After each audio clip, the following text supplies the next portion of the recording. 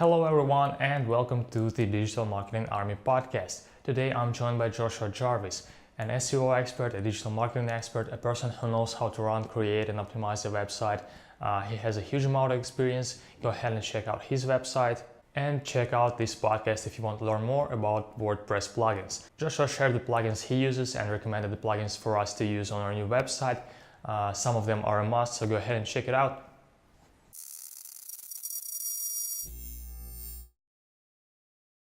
Hi Joshua, how are you doing today?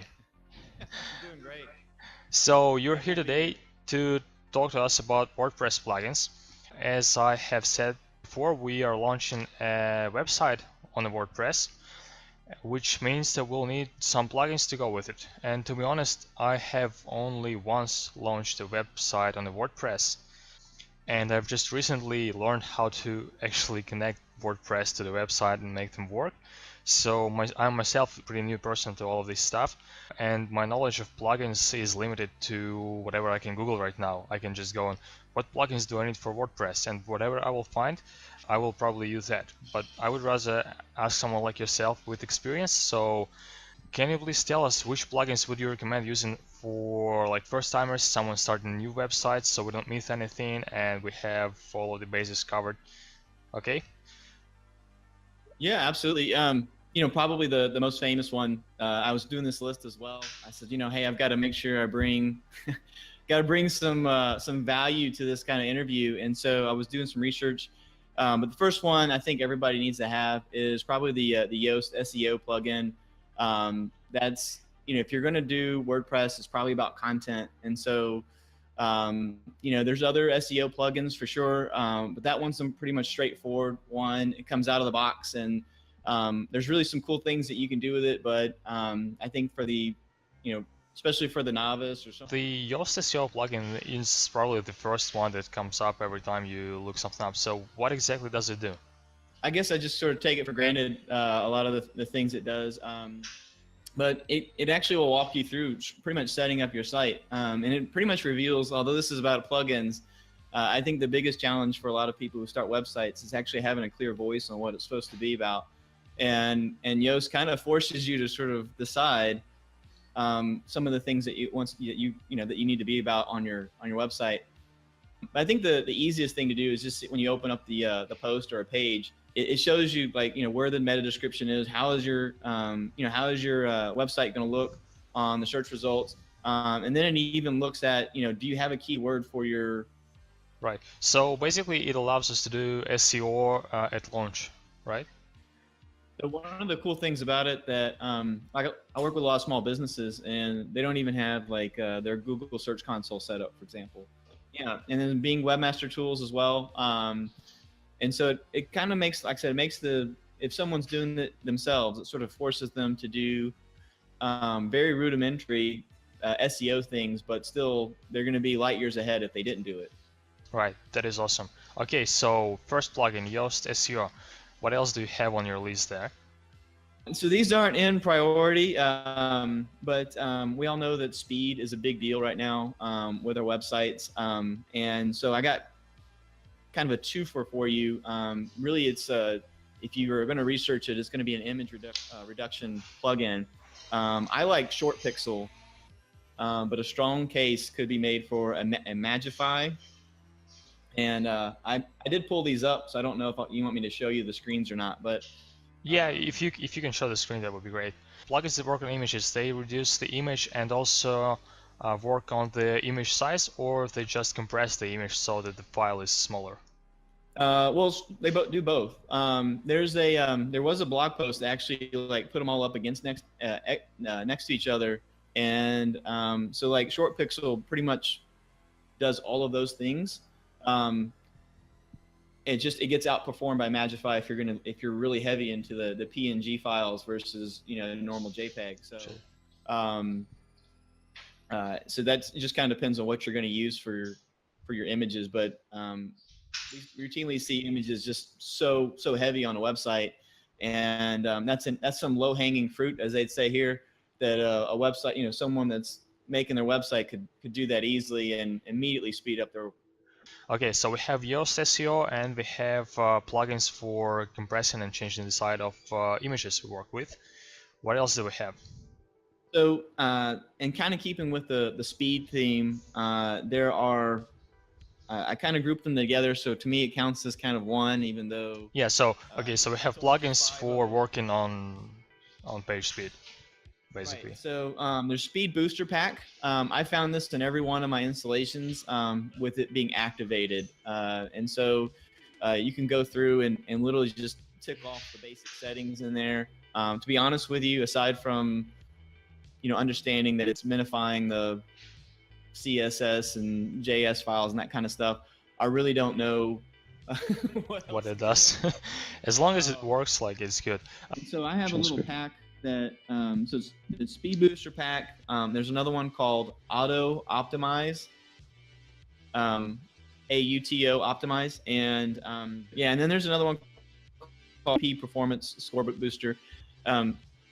What you should do is, if you have your when you have your WordPress site up, obviously you should do this like maybe after you put some content on it, so you can actually see if it works or not. Just start ticking these plugins on, like activate them. And sometimes you need all three. Sometimes only one of them is going to work.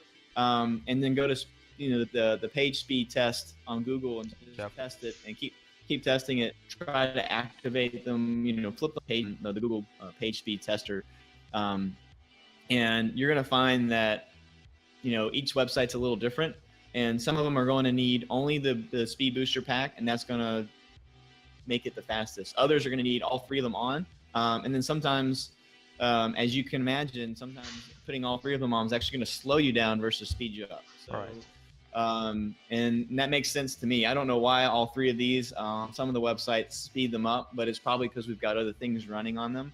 I think we'll have to understand what it changes in CSS and JavaScript yet to know why it happens, but I don't feel like learning all of that stuff just to figure that out. But what I will do, I will probably test the site speed, then apply first plugin, check again, second, check again, and third, and check again. Give yourself a little time for it, because what happens is as soon as you flip on like the third plugin, your speed will change again, and you go, I thought I figured out that this one was not the one for me, but this one helps the other ones. Okay. So sometimes they can cooperate to make things better and stuff like that. Yeah, exactly. And like I said, I don't know how they're all wired.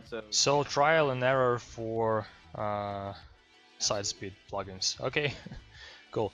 What else do we have to install on our WordPress website? So to me, a WordPress installation isn't complete without WordFence. That's a kind of like a firewall security plugin for WordPress. It kind of protects you from all the sort of hackers and things that are out there, especially if you're a little slower to update your your plugins. Yeah. That, to me, that's a crucial one that it should just kind of come with it. Right. Okay. So security. You're using just one plugin for that, right? Not a pack of plugins, nothing like that. I mean, I'm sure there are other plugins for security, but from your experience, this one is enough. Yeah, because I use WordFence, and then I have a few other things that sort of do security, but they're not plugins, and that seems to keep all my sites safe. I haven't had any issues. I should knock on some wood or something, but. What practices do you use for security other than plugins, except for changing login and password from admin to something else? Yeah. Well, yeah. Aside from just sort of generic, the password authentication kind of stuff, I use a Cloudflare, and so there's some rules that you can put in there. I'll actually block some countries if like there's no value in traffic from, say, the Ukraine, for instance. If you don't sell anything. I'm selling locally, then who cares? I get it. Okay, cool. Do you have any more plugins there to share? Well, I have a team that we can give to anyone that wants to come view this content later if we don't get to them all. I think I can rattle off a few if you want, but I mean every website needs some way to generate a lead opportunity. So I've got Contact Form 7 and Gravity Forms as the form plugins to use. Right. They're pretty straightforward and they work out of the box. Can these plugins be used as a sort of a contact page? Some themes have a sort of a generic form built into them. So I know that, but like I said, Contact Form 7 and Gravity Forms lets you kind of, like I said, have that, like I said, lead gen capability, or like you said, the contact forms, without having to sort of invest in these sort of landing pages and things. You know, if you just want to get Cool. and have a way for people to kind of send you a message without spamming you. That works. How big is your list of plugins there? Well, you didn't tell me like how many I should come up with. There's a bunch that are really specific to, you know, if you need this, if you need that. One that I use that has nothing to do with really anything. It's called Shortcodes Ultimate. I just love this plugin. There's themes and there's other plugins that do a lot of the things that this does, but it's kind of like my Swiss Army knife. You know, my toolbox that if I need a special table that's highlighted, or if I need quotes that look cooler than the ones that the theme gave me, it's got all those sort of things in there. Even something easy like I have clients that want to put videos on their website and they don't really know how to do the embed code on. Yeah. And this lets them do it. They can click on shortcodes and they can click on video, and then they just copy and paste the link to the YouTube video, and it does it for them. And I know that seems like, you know, come on, Josh, that's super like low. If it solves any problems at all, and it will allow us to show how to use plugins, how to like implement them, that works. Yeah, so like if you have no idea what CSS is or how to, this has a bunch of little things in it that just something like having a list that has something other than those little dots, you know, can be just, that could take hours for someone just to like research it. They don't really understand how it works, and where you can just do this and bam, you're done. I want to show people how to create a website with minimum knowledge of HTML code and CSS, so everything like that goes. So Yeah, that is really extremely good. helpful. And then of course, there's a bunch of them, and I'll just save them for the blog post. But there's one that I was going to sort of end with. And so you've made this great website and you need to back it up. There's a plugin called Updraft Plus, and it lets you back up not just the sort of the website itself, but it backs up everything, your database. So even let's say you decided to move the website to another domain or another host or whatever, this gives you the ability to do that with like just great ease. It's one of my favorite plugins because, you know. And where does it save the copy? Locally, or you can download it. Like you just download it as a zip file. yeah, that's awesome. Definitely of use. Okay, so we're waiting on a blog post from you with a list of cool WordPress plugins. I'll probably read that and see if I will take any others from your list. Meanwhile, I will definitely use Yoast SEO plugin.